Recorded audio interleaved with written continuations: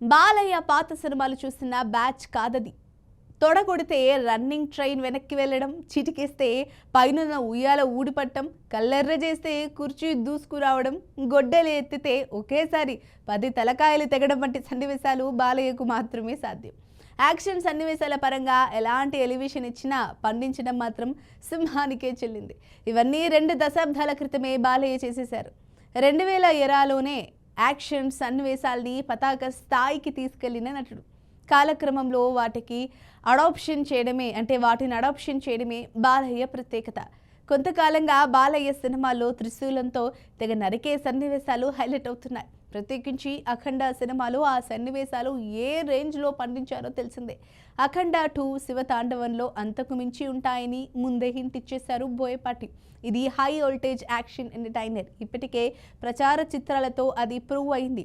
Big స్క్రీన్లో ఆ సన్నివేశాలు నెక్స్ట్ లెవెల్లో ఉంటాయన్నది బాలయ్య అభిమానుల ఆశ. అయితే త్రిశూలం, గన్ ప్రాపర్టీస్ వాడి చేసిన యాక్షన్ సీక్వెన్స్లు లాజిక్కి దూరంగా ఉన్నాయనే విమర్శలు వ్యక్తమవుతున్నాయి. ఇది నేటి జనరేషన్ యువత వ్యక్తం చేసిన అసంతృప్తి మాత్రమే. బాలయ్య గత సినిమాలు చూస్తే ఇలాంటి సందేహాలు వాళ్లకు రావు అన్నది వాస్తవం. రాయలసీమ నేపథ్యంలో వచ్చిన బాలయ్య పాత సినిమాలు చూస్తే అసలు సంగతి ఏంటన్నది వాళ్ళకు తెలుస్తుంది.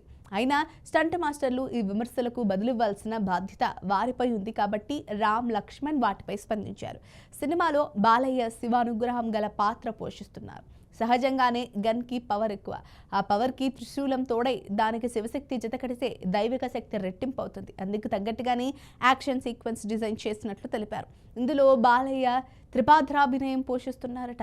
వాటిలో ప్రతి పాత్రకి ఓ ప్రత్యేకత ఉంటుంది. అవి మూఢ పరిమితులు, శక్తులతో కూడిన పాత్రలుగా తెలుస్తోంది.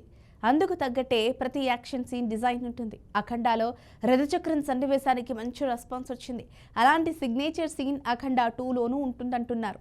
సినిమాకు సంబంధించిన మరిన్ని అప్డేట్స్ రానున్నాయి. ప్రస్తుతం సినిమా ప్రచారం పనులు జోరుగా సాగుతున్నాయి. పాన్ ఇండియా రిలీజ్ కావడంతో ఇండియా అంతటా టీం చుట్టేస్తోంది. డిసెంబర్ 5న సినిమా రిలీజ్ కానున్న సంగతి తెలిసిందే.